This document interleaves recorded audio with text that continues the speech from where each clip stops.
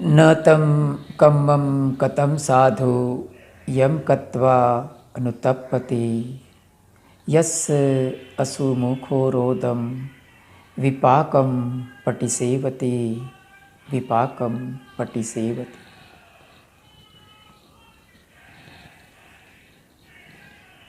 हमारी चैनल को देख रहे, सुन रहे सभी दर्शकों, श्रोताजन को मंगल बोधि बनते की ओर से खूब खूब मंगल मैत्री और साधुवाद। इससे पिछले के एक एपिसोड में हम बात कर रहे थे सम्यक संकल्प की, कि हमारे जीवन में हमने जो ध्येय निश्चित किया है, हमारा जो गोल है, हमारा जो उद्देश्य है, वो कैसे प्राप्त करें, उसको लेकर उससे पहले को एपिसोड में हमने बात किया था। हमारा जो मानस है उसकी एक मूलभूत विशिष्टता है, और विषय में आगे जाने से पहले ये बात को अच्छी तरह से समझना पड़ेगा कि हमारा जो काया है और मानस है बहुत ऑब्वियस है। आप देख सकते हैं कि मेरे 2 कान हैं, 2 आँखें हैं, 2 नॉस्ट्रल्स हैं, मेरे 2 हाथ हैं, 2 पैर हैं।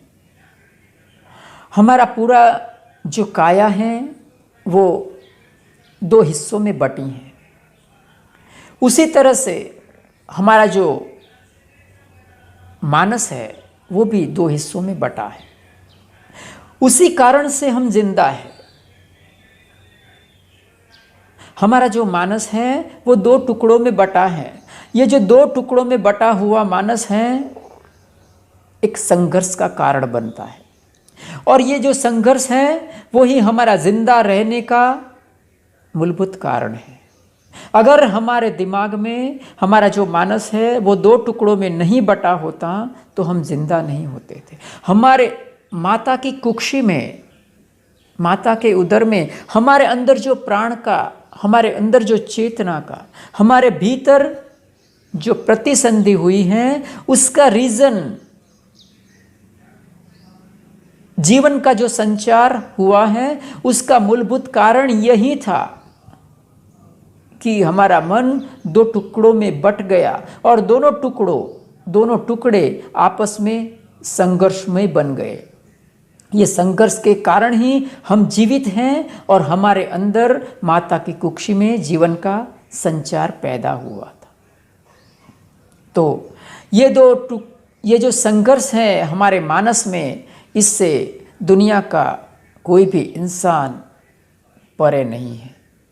सिर्फ और सिर्फ एक ही इंसान ये 2 जो हमारे मानस का 2 टुकड़ा है उससे परे हो सकता है, जो जीवन से मुक्त हो चुका है, जिसने अरहंतत्व की प्राप्ति कर लिया है, जो जन्म मृत्यु जरा व्याधि के दुखों से मुक्त हो चुका है। ऐसा एक बुद्ध,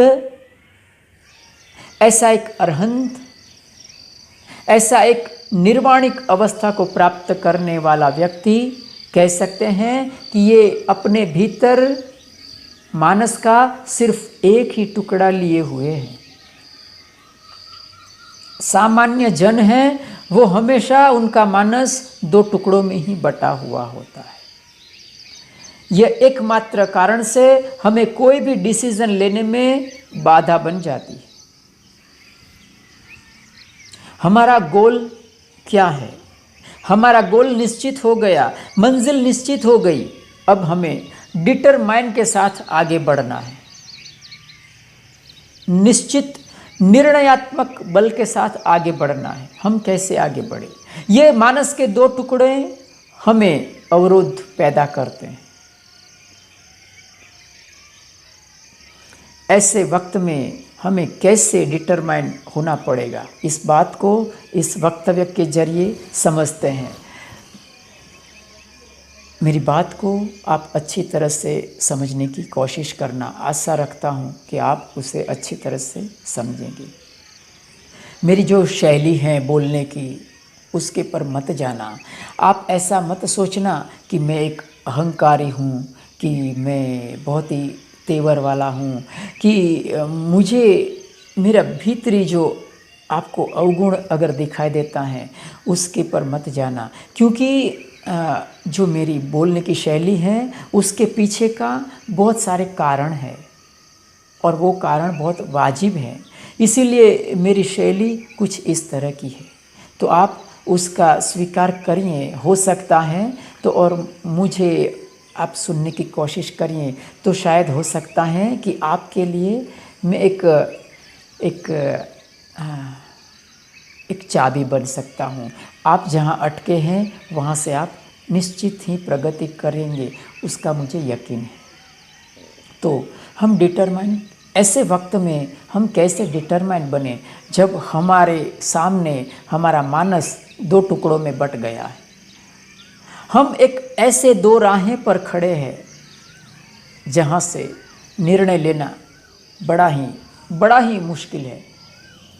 हमारा गोल सामने है, मंजिल हमारी सामने है, लेकिन हम ऐसे दो राहें पर खड़ा हैं कि इस मार्ग से भी मंजिल दिखाई देती है, उस मार्ग से भी मंजिल दिखाई देती है। हम बड़ी ही दुविधा से घिर गए हैं। ऐसे वक्त क्या करना चाहिए हमें? किस तरह से हम आगे बढ़े? अगर आप आगे नहीं बढ़ते हैं तो होता यह है कि समय, टाइम और टाइड वेट्स फॉर नन। आप जहां रुके हैं वहीं पर रुक के रह जाएंगे। प्रतीक्षा करते करते समय आपके हाथ से निकल जाएगा। तो इसका एक समय होता है डिसीजन लेने का, निर्णय लेने का। तो जो दो राह हैं उसके ऊपर खड़े रहते रहते प्रतीक्षा में हमारा जीवन बीत ना जाए, तो हमें कैसे निर्णयात्मक बनना पड़ेगा। तो इसके लिए हम कुछ बातों को समझते हैं कि पहली बात है एक, कि जैसे कि आपके सामने मैं बैठा हूँ, मैंने आपको बताया कि हमारा जो माइंड है वो दुविधाग्रस्त है, दो टुकड़ों में बटा है। यह एक सत्य है, उससे आप परे नहीं जा सकेंगे। तो मेरे दो हाथ हैं, क्योंकि मेरे दो कान को लड़ाकर आपको दिखा नहीं पाऊंगा, मेरी दो आँखों को आपके सामने लड़ाकर मैं आपको डेमो नहीं दिखा पाऊंगा, तो मैं आपको कहता हूं कि मेरे ये दो हाथ हैं, दोनों हाथों को मैं लड़ाता हूं, दोनों हाथ को मैं संघर्ष में बनाता हूं, एक दूसरे को धक्का देता हूं। कौन जीतेगा? कोई नहीं जीतेगा, ना तो कोई हारेगा। मेरा जो बल है वो क्षीण होगा, मेरी जो उम्मीद है वो क्षीण होगी, मेरा हौसला क्षीण होगा और मैं थक जाऊंगा, परिणाम शून्य आएगा। क्यों? क्योंकि ये मेरे ही दो टुकड़े हैं, ये मेरे ही मानस के दो टुकड़े हैं। अगर मेरे मानस के दो टुकड़ों को मैं टकराता हूं तो परिणाम शून्य आएगा। तो क्या कर सकते हैं? तो इसीलिए मैं शुरुआत में ही हमेशा कहता हूं कि न भजे पाप के मित्ते, न भजे पूरी साध में। हमें हमारे पास एक कल्याणकारी मित्र होने का जरूर है, एक कल्याणकारी मार्गदर्शक होना बहुत जरूरी है। क्योंकि हर एक इंसान के जीवन में ऐसी घड़ी आती है, ऐसा समय आता है जब वो डिसीजन नहीं ले सकता है। उस वक्त आपके पास एक अपना आदर्श पुरुष, एक आदर्श गुरु, श्रमण, एक कल्याण मित्र का होना बहुत जरूरी है। लेकिन हमारा अहंकार है, वो हमें इस बात को स्वीकार नहीं करने देता है कोई बार।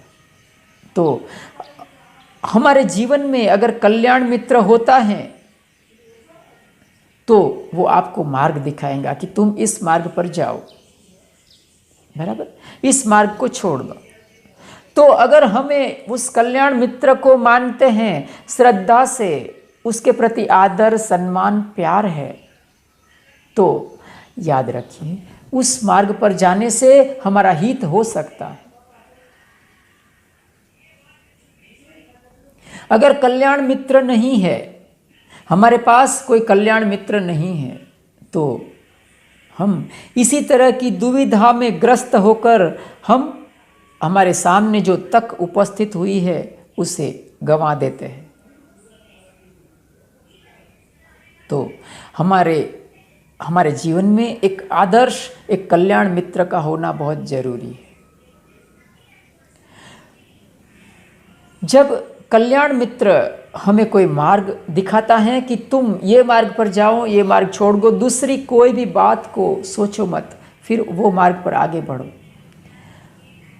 तो अगर हमारे भीतर हमारे मित्र के प्रति श्रद्धा है, विश्वास है, प्यार है, तो हम उस मार्ग पर आगे बढ़ जाएंगे और हमारा कल्याण हो जाएगा। जब कभी हम कल्याण मित्र की बात अगर स्वीकार करते हैं और अगर हमारे जो कल्याण मित्र हैं उसके प्रति श्रद्धा नहीं है, धन्यवाद की भावना नहीं है, तो याद रखिए आप थोड़े दूर जाकर फिर भटक जाएंगे। आपको जो लाभ मिलना चाहिए वो लाभ नहीं मिलेगा। आपके अंदर फिर से वो दुविधा पैदा होंगी कि दूसरा मार्ग पकड़ा होता तो अच्छा होता था, दूसरे मार्ग में मुझे ये मिल जाता था। जिंदगी भर वो अफसोस बना रहेगा। इतना ही नहीं, जो आपका जो गोल है वो जिस तरह की तीव्रता से आपको लाभ देने वाला था, वो लाभ आपको नहीं मिलता है। तो इस कारण से हमें हमारे जीवन में एक आदर्श पुरुष का होना जरूरी है, एक कल्याण मित्र का होना जरूरी है। वो भी जीवंत होना चाहिए, जो कि आपको प्रतिक्षण आपको मार्गदर्शन कर सके। तो ऐसा कल्याण मित्र होता है तो हम इस तरह की दुविधा में से बाहर आ सकते हैं, हम संकल्पवान बन सकते हैं, हमारा गोल है, हमारा ध्येय है, उसको हम प्राप्त कर सकते हैं। अगर मान लीजिए कि हमारे जीवन में ऐसा कोई कल्याण मित्र नहीं है, और कल्याण मित्र है तो भी हमारे ईगो के कारण हम स्वीकारने को राजी नहीं, तो क्या होगा? तो भी मार्ग है। अगर हम किसी का स्वीकार नहीं कर सकते हैं और दो राहें पर खड़े हैं, दोनों की ओर समान रूप से मंजिल दिखाई देती हैं, दोनों ओर समान रूप से कांटे कंकड़ दिखाई देते हैं, दोनों रास्ते पर समान रूप से फूल फल दिखाई देते हैं, हरी हरी पत्तियां दिखाई देती। ऐसे वक्त में आपको क्या करना चाहिए? तो ऐसे वक्त में आपको खुद को ही तैयार करना पड़ेगा। दो राहें हमेशा से समान कभी नहीं होते हैं।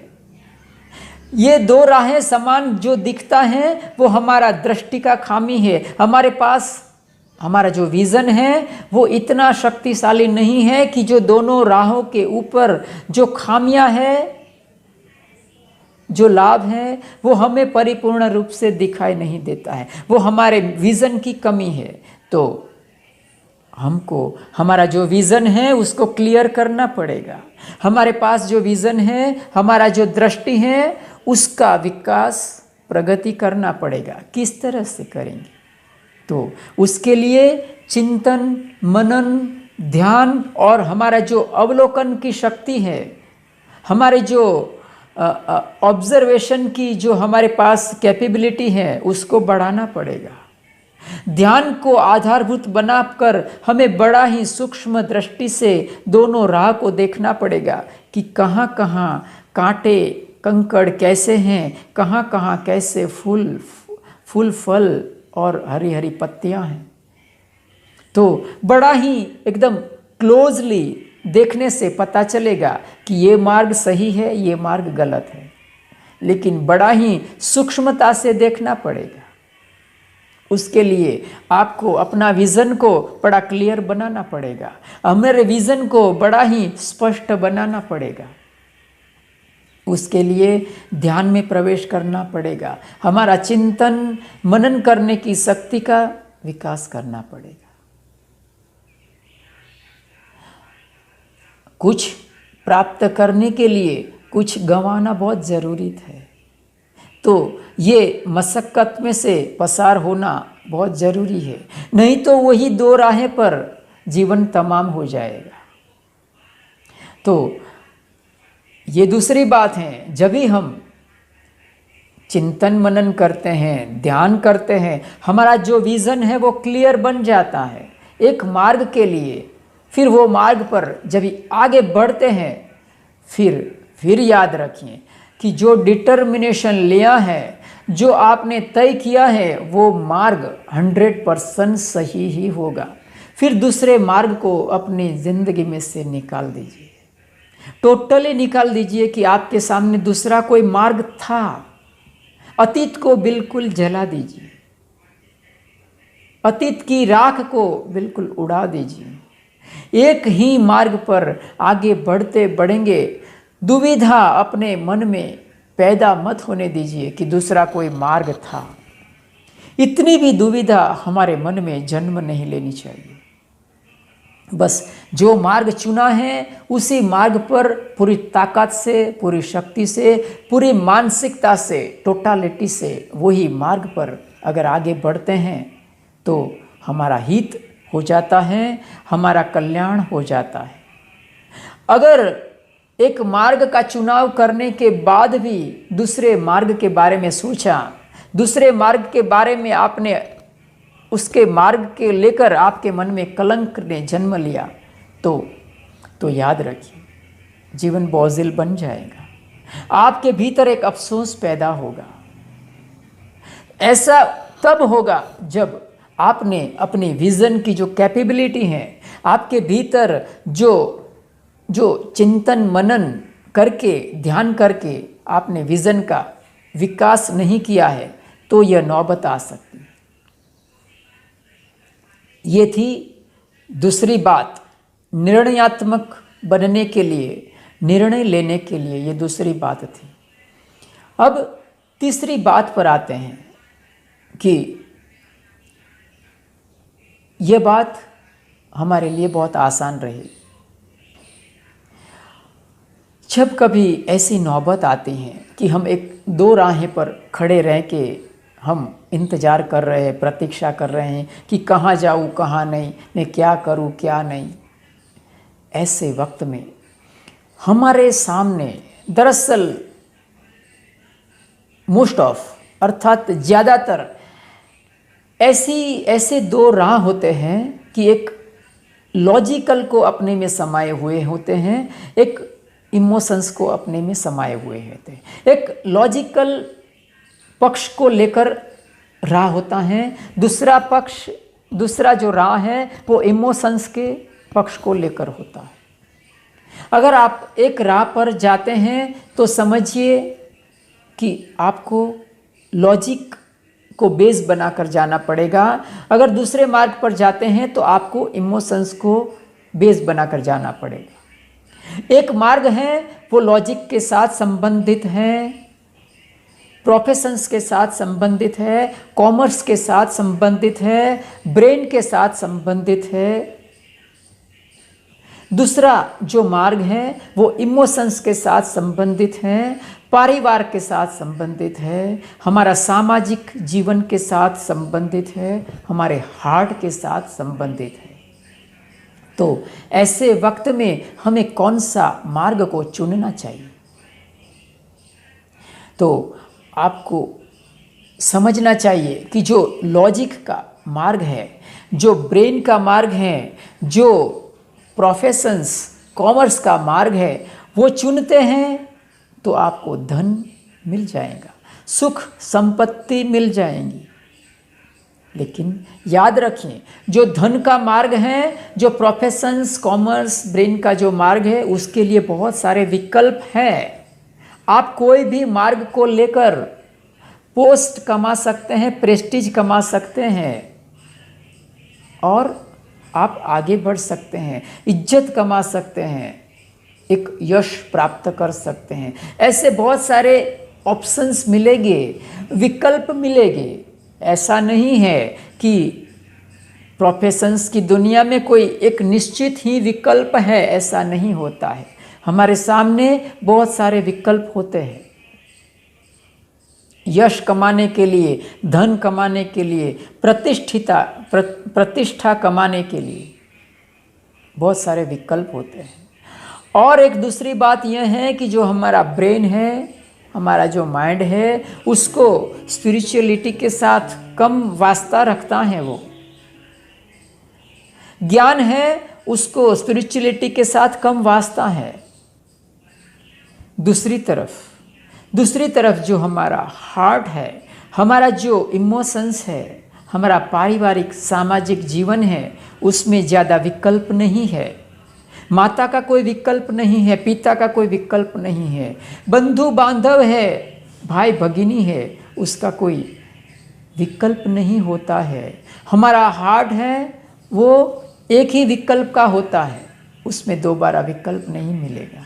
माता चली जाएंगी तो उसका कोई विकल्प नहीं है, पिता जाएंगे तो उसका कोई विकल्प नहीं होता है। तो और दूसरी बात है, उसमें कोई ऑप्शंस नहीं होता है।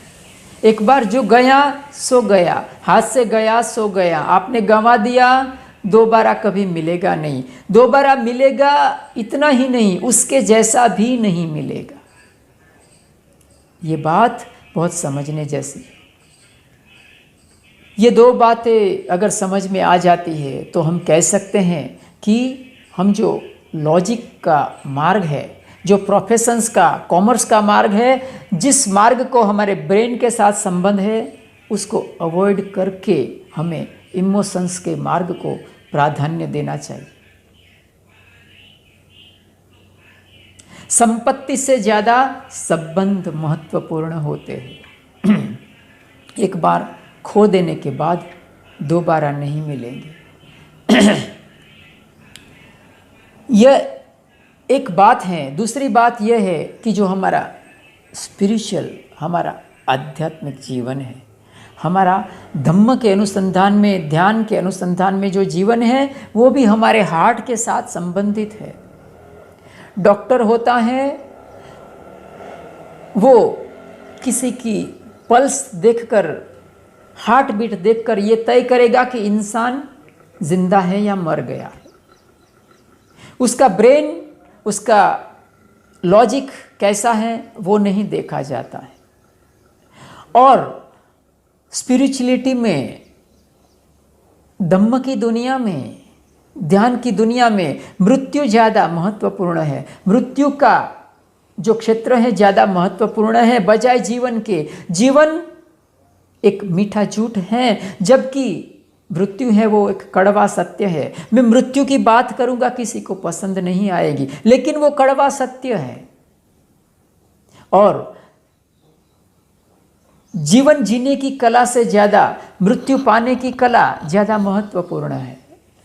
क्योंकि हमारा जो जीवन है, हमारे जीवन का क्षेत्र है, हम जो जी रहे हैं, जीवन में जो हम प्रवृत्ति कर रहे हैं, वो सब के पीछे का मूलभूत रीज़न यही है कि हम अच्छी तरह से मर सके। हमारा जो स्लीपिंग दिमाग है, हमारा जो स्लीपिंग माइंड है, उसके अंदर दरअसल यही बात होती है कि मैं अच्छी तरह से, ढंग से मर सकूं। इसीलिए हम शादी रचाते हैं, इसीलिए हम चार दीवारी पैदा करते हैं, इसीलिए हम शादी ब्याह रचा कर बच्चे पैदा करते हैं, ताकि मैं ढंग से मर सकूं। याद रखिए, धम्म की दुनिया में मृत्यु की कला ज़्यादा महत्वपूर्ण होती है। तो इसीलिए मृत्यु की कला के साथ हार्ट को ज़्यादा संबंध है। हार्ट बंद हो जाने के बाद ही एक डॉक्टर हैं, वो मृत्यु का डेथ सर्टिफिकेट देता है। तो इसीलिए जब भी इस तरह के दो राहें पर खड़े रहकर चुनाव करने की नौबत आए, तो मेरा कहना है, मेरा अनुरोध है कि आप इमोशंस को चुनिए। अपने पारिवारिक संबंध को चुनिए, अपने जो हार्ट के संबंध है उनको चुनिए, सामाजिक संबंध को चुनिए, संपत्ति को मत चुनिए। तो मुझे यकीन है कि आप एक सही दिशा में निर्णय ले पाएंगे। आपका जीवन अच्छा ही होगा, हित ही होगा, अहित होने का कोई चांसेस नहीं है। हमारे पास कितनी धन संपत्ति है, कितना रुपया पैसा है, वो मायने नहीं रखता है। सुख शांति प्रसब्धि के लिए एक बहुत धनवान व्यक्ति, अरबों खरबों रुपया जिसके पास है, वो भी दुखी हो सकता है, पीड़ित हो सकता है, वो भी प्रसन्नता का अभावग्रस्त हो सकता है। उसको भी जरूरत हो सकती है कि रात को नींद की गोली लेकर सोना पड़े। जरूरी नहीं है सुख शांति प्रसन्नता के लिए धन होना। दूसरी तरफ एक गरीब व्यक्ति प्रसन्न हो सकता है, हंसता खेलता हो सकता है, आनंदित हो सकता है। तो ऐसा जीवन सही मायने से कह सकते हैं कि ये जीवन सही है बजाय उस जीवन की। तो इसीलिए जब ऐसी कभी नौबत आती है ऐसे दो राह पर खड़ा रहने की, तो याद रखिए इसी मार्ग को चुनिए जो इमोशंस का है, जो संबंध का है। संपत्ति का मार्ग मत चुनना।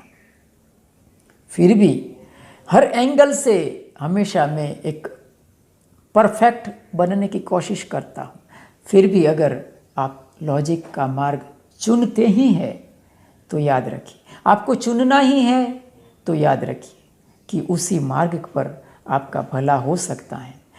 मन में से सब कुछ निकाल दीजिए, दूसरे मार्ग को आप हटा दीजिए।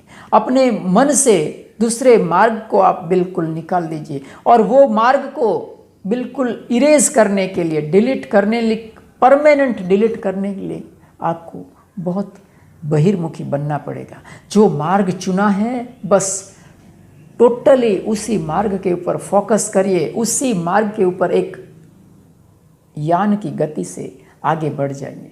जीवन में से एक जो दूसरा मार्ग है उसको बिल्कुल विदा कर दीजिए, तो भी आपका कल्याण हो सकता है, आगे जाकर आपका हित हो सकता है। तो आज के दिन बस इतना ही कहूँगा। मैं आशा रखता हूँ कि मेरे इस वक्तव्य से, मेरे इस देशना से आपके भीतर की जो कोई दुविधा है, निर्णय लेने में कोई बाधा अगर पैदा हुई है, तो मुझे 100% यकीन है कि आपकी बाधा है वो दूर हो जाएंगी। तो आप सबको मेरी ओर से मंगल मैत्री, सबका मंगल हो, सबके जीवन में खुशहाली आए, हमारे पुण्य कर्म में सब भागीदार बने। साधु साधु साधु।